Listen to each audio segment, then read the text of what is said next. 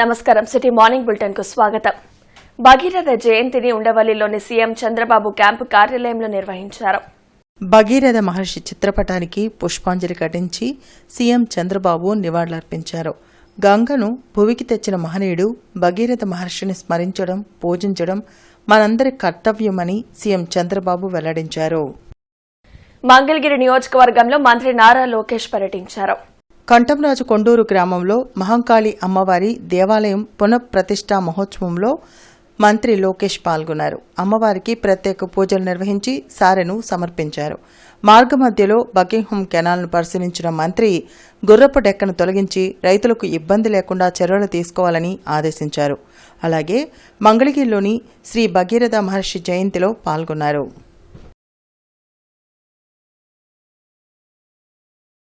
మే 2వ తేదీన ప్రధాని మోడీ అమరావతి పర్యటన వలన రాష్ట్రానికి ఒరిగిందేమీ లేదని సిపిఐ జిల్లా కార్యదర్శి జంగాల అజయ్ కుమార్ ధ్వజమెత్తారు.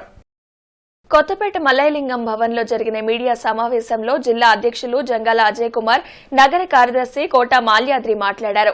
గతంలో బీజేపీ ఇచ్చిన హామీలను తుంగలో తొక్కిందని దుయ్యబట్టారు. రాష్ట్ర ప్రజల సొమ్ము కోట్లు ఖర్చు పెట్టి సభను పెట్టి చంద్రబాబు నాయుడు, లోకేష్, పవన్ కళ్యాణ్ మోడీని పొగిడే కార్యక్రమం చేశారని విమర్శించారు. నరేంద్ర మోడీ మోసం మరోసారి బట్టబయలు అయిందని అన్నారు. ఈ కార్యక్రమంలో జంగాల చైతన్య, రైతు సంఘాల నేతలు పాల్గొన్నారు. లోకేష్ గారు గాని, చంద్రబాబు గారు కానీ, పవన్ కళ్యాణ్ గారు కానీ ఆద్యంతం నమో నమో నమో అని పొగడ్తలకి నభూతో నభవిష్యత్ అన్న పద్ధతుల్లో పొగడటం అనేది చూశాం. ఆయన కూడా తనను పొగిడారు కాబట్టి వాళ్ళను కూడా పొగిడాడు తప్ప ఆంధ్రప్రదేశ్కి, ఆంధ్ర ప్రజలకి ఉపయోగకరమైనటువంటి నిధులు కానీ, రాజధానికి సంబంధించి ప్రత్యేక నిధులు కానీ, అసలు విభజన హామీల ఊసే ఎత్తకుండా ఆయన చాలా కామెడీగా తన ఉపన్యాసాన్ని ముగించుకొని, కొంతమంది రాష్ట్రంలో మెకానిక్లపై అసత్య ప్రచారాలు చేస్తున్నారని, రాజకీయంగా బురద జల్లే ప్రయత్నం చేస్తున్నారని Navyandhra two wheelers welfare association నాయకులు మండిపడ్డారు. అరండల్పేటలో Navyandhra two wheeler mechanics welfare association ఆధ్వర్యంలో జరిగిన మీడియా సమావేశంలో రాష్ట్ర కార్యదర్శి సభ్యులు పాల్గొన్నారు. ఈ సందర్భంగా వారు మాట్లాడుతూ రాష్ట్ర వ్యాప్తంగా మెకానిక్లకు ఎన్నో విధాల అసోసియేషన్ సహాయ సహకారాలు అందిస్తుందని వెల్లడించారు.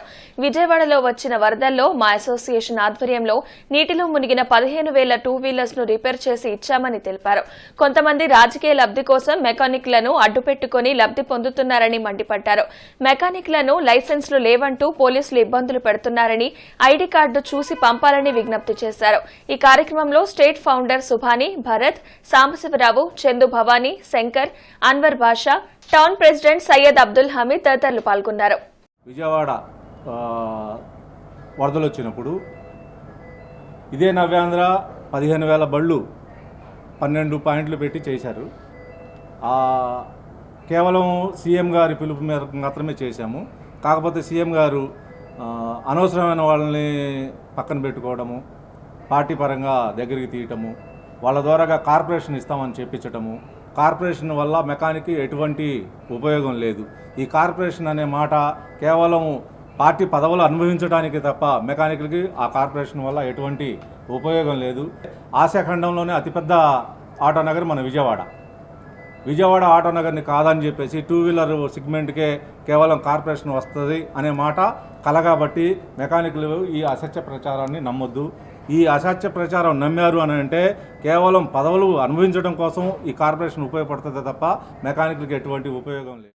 ముస్లిం యూత్ అసోసియేషన్ ఆధ్వర్యంలో పేద బాలురకు సుమారు 350 మందికి ఉచిత ఖత్నా కార్యక్రమం నిర్వహించినట్లు ముస్లిం యూత్ అసోసియేషన్ అధ్యక్షులు షేక్ సలీం, ప్రధాన కార్యదర్శి అబ్దుల్ రవూఫ్ తెలియజేశారు.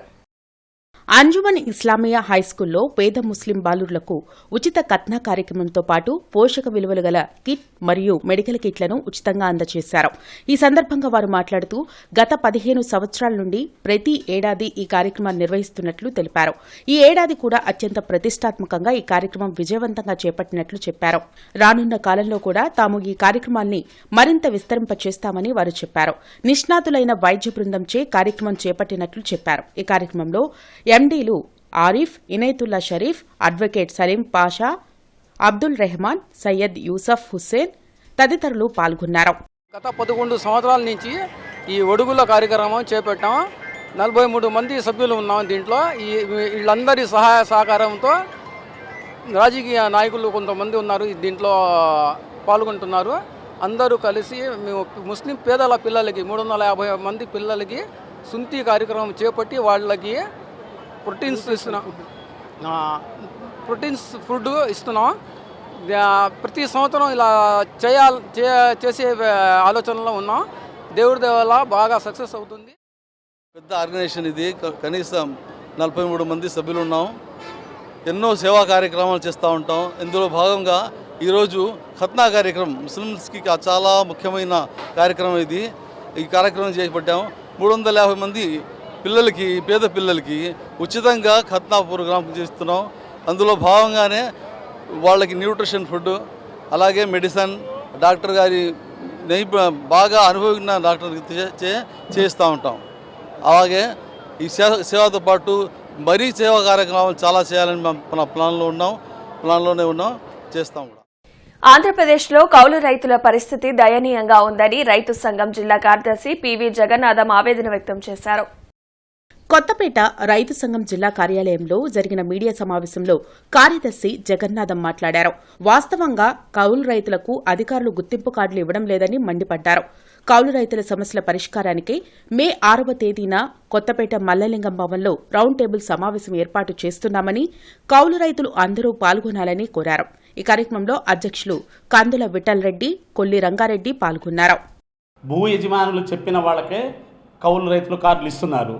వాస్తవ కౌలు రైతుల్ని వెతికి వాళ్ళకే కౌలు రైతులు గుర్తింపు కార్డులు ఇవ్వాలి.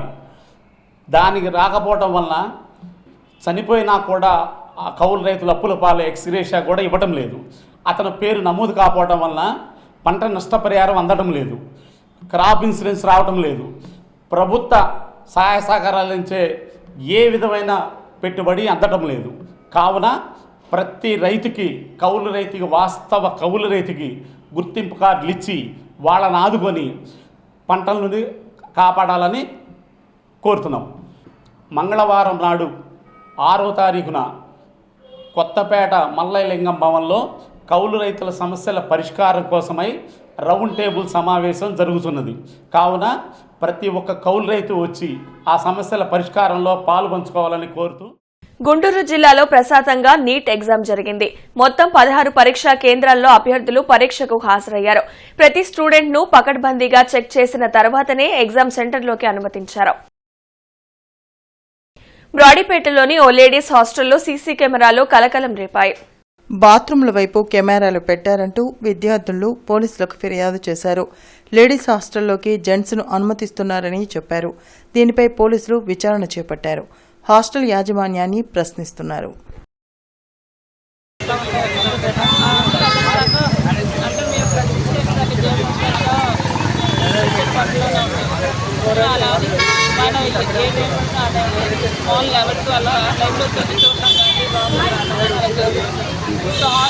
బాడీ అన్నప్పుడు ఆంటీఏ ఆంటీఏ రావాలి, అంకులు రాకూడదు కదా సార్. ఎందుకంటే ప్రశ్నించే లేకపోతే తెలియదు కాబట్టి సో మేము అడిగితే ఉంటే ఉండండి, వెళ్ళిపోతే వెళ్ళిపోవాలని చెప్పి అయితే మేము ఏదైనా అడిగినా కానీ నచ్చిన వాళ్ళు ఉండండి, మిగతా వాళ్ళు ఉండే వాళ్ళు అంటారు కదా, మీరు కాదు వాళ్ళు వస్తూ ఉంటారు అలా చెప్తారు. ఏమంటే మా మీద కంప్లైంట్ ఇచ్చారు. చూస్తున్నారు కదా మీరు, డైలీ ఎంత ఇబ్బంది పడుతున్నారు మీరు చూస్తున్నారు కదా. తీసుకొచ్చేది గొడవ పెడుతున్నారన్న, అట్లా చేస్తున్నారన్న.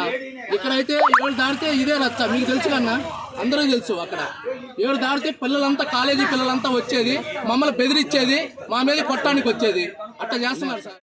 ఆంధ్రుల వైభవానికి ఒంగోలు జాతి ఎడ్లు ప్రతీకలని తెదేపా జిల్లా అధ్యక్షులు తాడికొండ ఎమ్మెల్యే తన్నాలి శ్రావణ్ కుమార్ అన్నారు.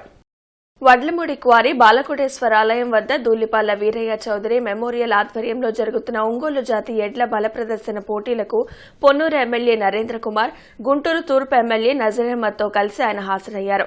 ఈ సందర్భంగా 6 పళ్ల విభాగంలో పోటీలో పాల్గొన్న ఎడ్ల యజమానులకు జ్ఞాపికతో పాటు మామిడి మొక్క ఇచ్చారు.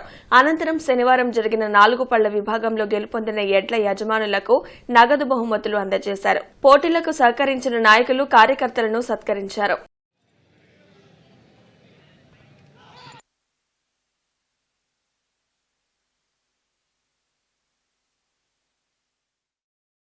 మేము అనేక ప్రదర్శనలకి అతిథులుగా వెళ్తాం, కానీ ఇంత చక్కటి వాతావరణంలో, చక్కటి నిర్వహణతో, ఒక క్రమశిక్షణతో, అంతేకాకుండా ఏర్పాట్ల పరంగా కూడా ఒక గొప్ప అంతర్జాతీయ స్థాయి ఏర్పాట్లతో చూడటం ఇదే ప్రథమంగా నేను భావిస్తూ ఉన్నాను.